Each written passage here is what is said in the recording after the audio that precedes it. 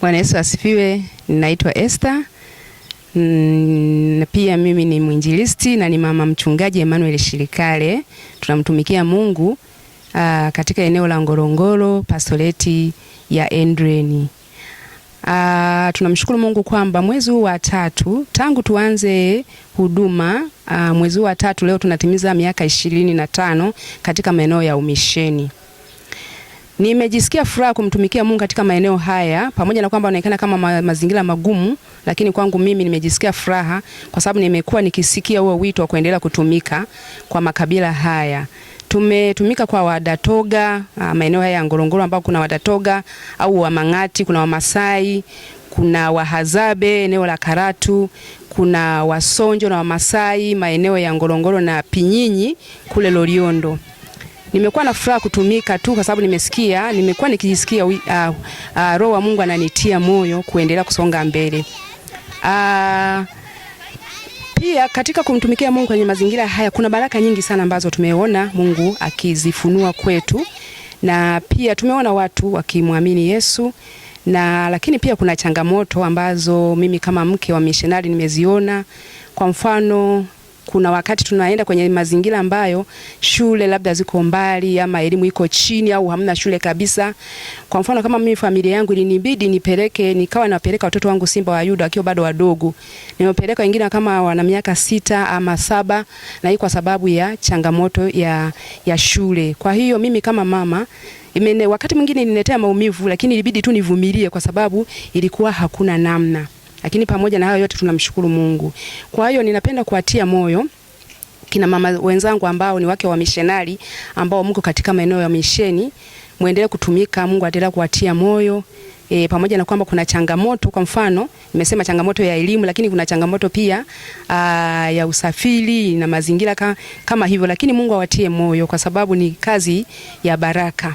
Na pia niwatie moyo kwamba kwa neema ya Mungu tumeandaa mwaka huu tutakuwa na kipindi ambacho tutaitana sisi kama mama wa kimissionary tuende kwenye sehemu nzuri ya kupumzika, kubadilishana mawazo na kupumzika kutoka katika eneo ambapo unakotumika.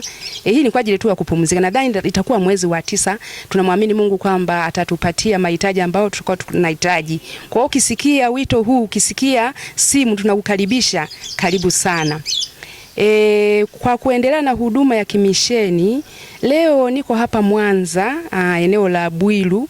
Tuko na masomo ya wainjilisti ambao wainjilisti ambao hawakupata nafasi ya kwenda chuoni kupata mafundisho. Kwa hiyo wako hapa na mafundisho haya yameanza muda mrefu. Leo ni miaka karibu 10.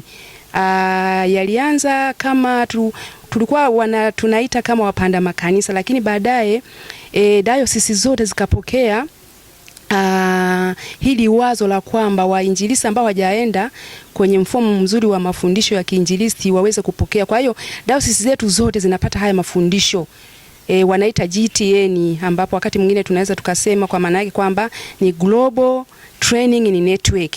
Kwa hiyo ni wainjilisti ambao wanajifunza masomo ambapo hawakupata nafasi ya kwenda kwenye vyuo. Kwa hiyo leo tuko hapa na walimu wetu wanafundisha, wametoka Marekani, na tuko pia na mchungaji Maraki wa maeneo haya ya Mwanza, na mimi niko hapa tunasaidia kutafasiri. Kwa hiyo mimi niko hapa nikisaidia kutafasiri. Kwa hiyo ni mmoja ya kazi ambayo Bwana Yesu ametuita tumtumikie.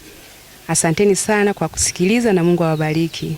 Kwa hiyo kwa wamama wake wa missionary ambako tuko maeneo tofauti tofauti, ukipenda kunipata, mawasiliano yangu ninatumia namba ya Voda ni 07 63 63 03 33.